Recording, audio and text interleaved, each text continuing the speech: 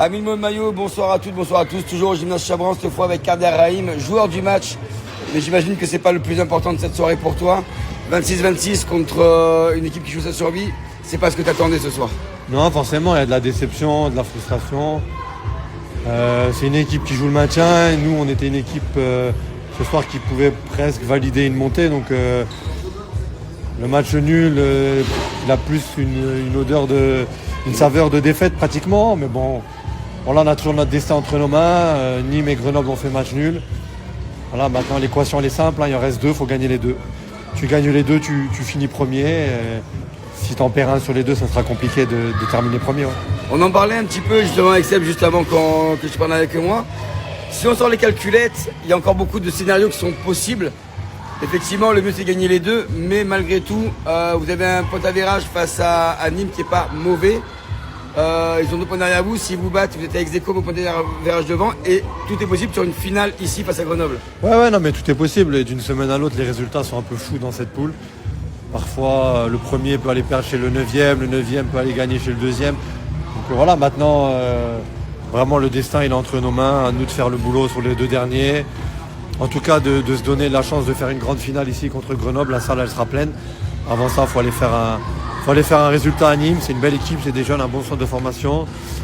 S'ils sont deuxième aujourd'hui, c'est pas au hasard. Donc faire une bonne semaine d'entraînement, prendre des points à Nîmes et espérer jouer la finale ici contre Grenoble.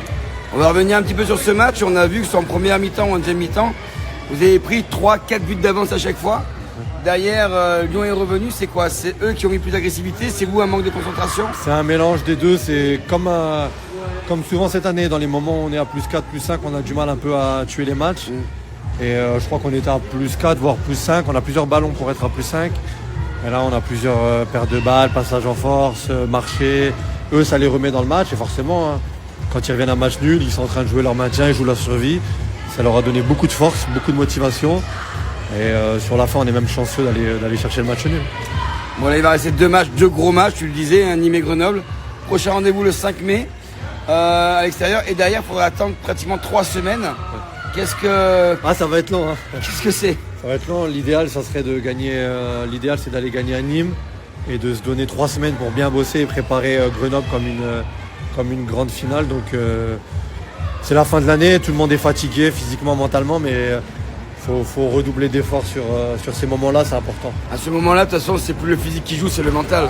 Ouais, bien sûr, c'est celui qui aura le plus d'envie, celui qui va s'accrocher plus, et c'est celui qui aura vraiment l'envie d'aller chercher cette première place. Donc maintenant, c'est une histoire d'homme.